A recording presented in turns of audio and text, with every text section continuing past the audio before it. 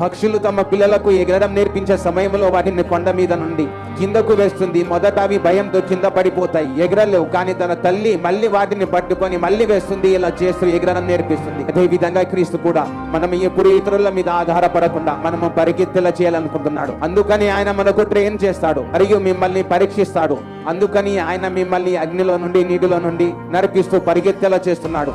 అందుకని దేవుడు మీతో చెప్తున్నాడు, ఎప్పుడెప్పుడు మీరు నీటిలో వెళ్తున్నప్పుడు, నదిలోనికి దిగిపోయి అగ్నిలో నడిచినప్పుడు నేను నీకు తోడై ఉంటాను అంటున్నాడు. ఆ అగ్ని ఇతరులను కాల్చివేస్తుంది కానీ మిమ్మల్ని కాల్చివేయలేదు. ఇతరులు ఆ నీటిలో మునిగిపోతారు కానీ అది నిన్ను ముంచలేదు.